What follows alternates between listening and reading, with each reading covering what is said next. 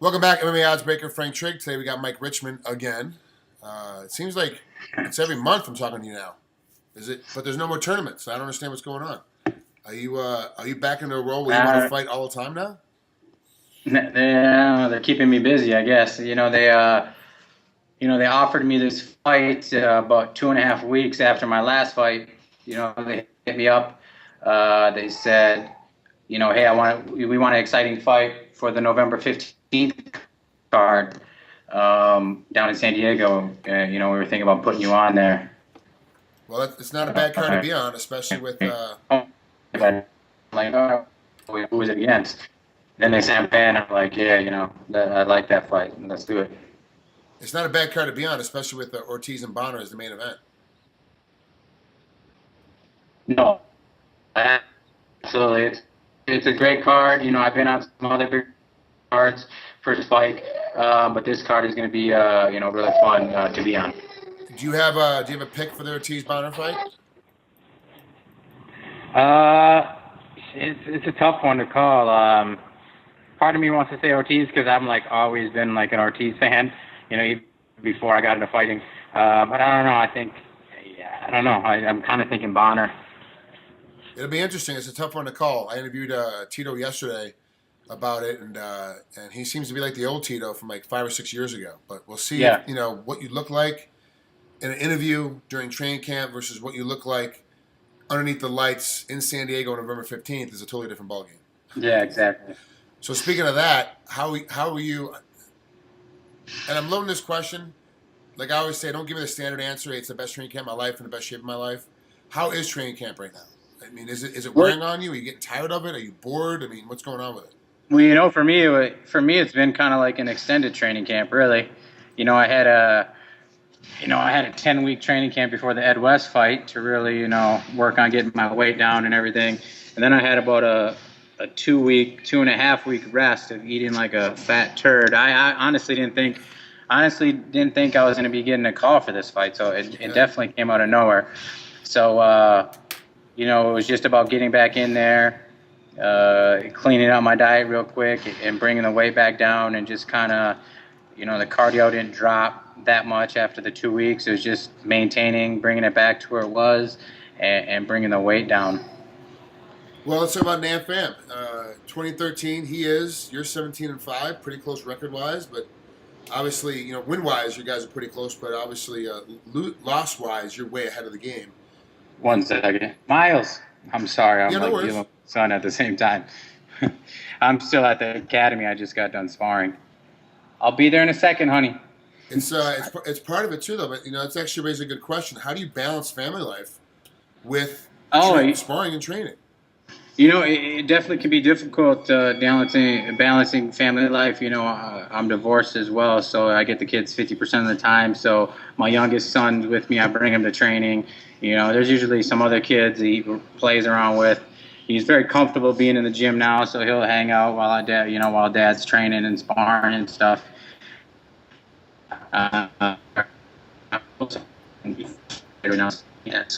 Right now, so it's just me and my youngest with me. But as far as the Nam Phan fight, what was that question? How do you break him down as an opponent? How do you think he's going to approach this particular fight? I think if you really look at Nam Phan and how he is, he kind of brings that same fight every fight. Just he really plotting, heavy on his feet, boxer, jiu-jitsu guy. He might shoot for single legs here and there against me. But I plan for him to be kind of the same Nam Phan that he is. Like you said, he's 20-13, over 30 pro fights. He's the type of guy who rarely ever switches up his style. He kind of just, does his boxing thing, and if it goes to the ground, he works what he does on the ground. And stylistically, that makes for a super exciting fight for the both of us. We both like to stay in the pocket. We both like to exchange, throw punches. He hasn't been finished in a while. All his latest losses have been decisions.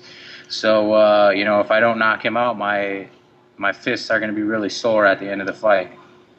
Are you going to be able to block? And that's one of the things that I've noticed with a lot of different fighters right now that when I stand there and trade with their hands, they're not worrying about blocking or defense. Have you been working on your defense stand-up as well?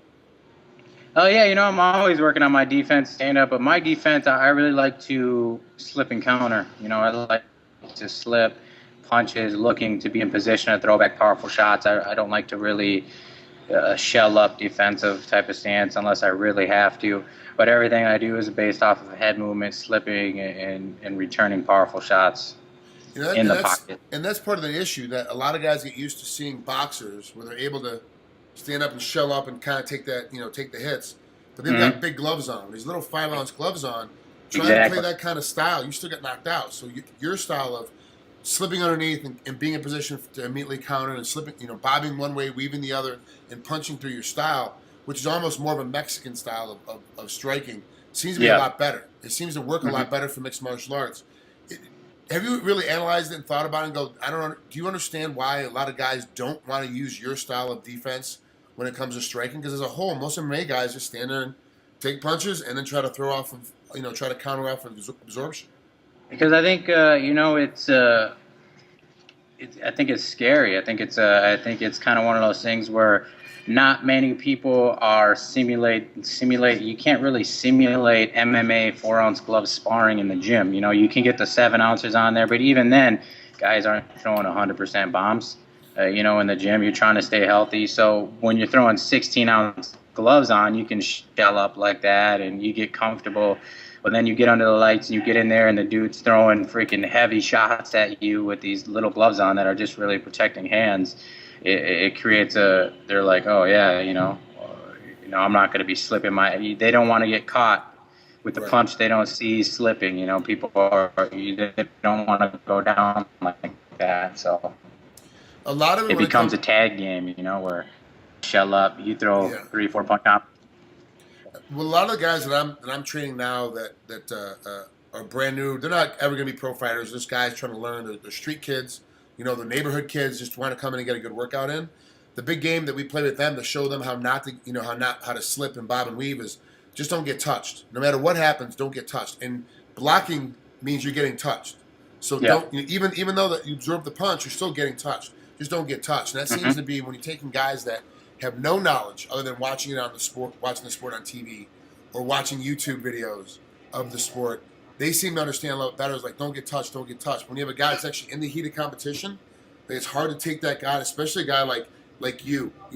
When you're talking like 23 fights that you've had professionally, trying to teach you something new. Of hey, you've been absorbing for 30 fights. Now don't get touched. Your next 10. Like, well, this always worked. Why am I going to change now? I would like to see the sport evolve, but I don't think it will. It's one of those things where, like you're saying, they got to be built up. They got to be built up with that mentality. They got to build that muscle memory and practice it in live sparring. Like, I'll take slips off my forehead, all day. I'd rather have just slip, bruise, marks, scrapes all over my forehead, top of my head after a fight than shelling up and hoping that someone doesn't blast right through my guard or around my guard. You get some of, and it doesn't make a difference what weight class. You get some of those guys that, they just throw that haymaker, they're throwing as hard as they can every single time.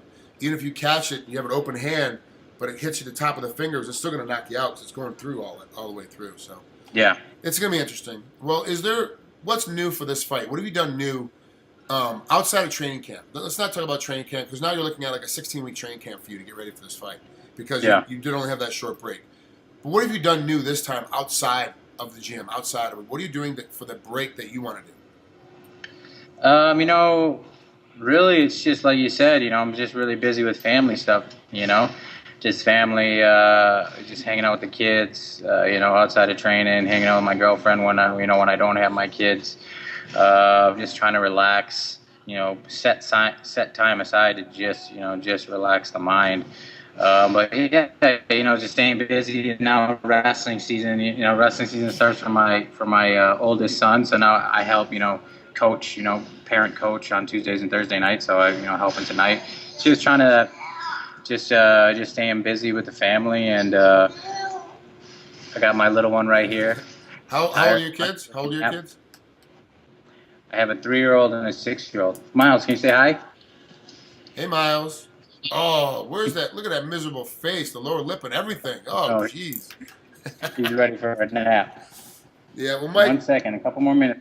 Mike, I appreciate coming out here with MMA Oddsbreaker. I know you got to get back to your family. I appreciate it. Have fun tonight coaching wrestling. I'm a little jealous that the kids wrestling programs here in Las Vegas aren't up to par yet. So we're trying to fix that a little bit. Yeah, youth wrestling is definitely big here in Minnesota. So yeah, I'm very jealous of you being able to coach tonight.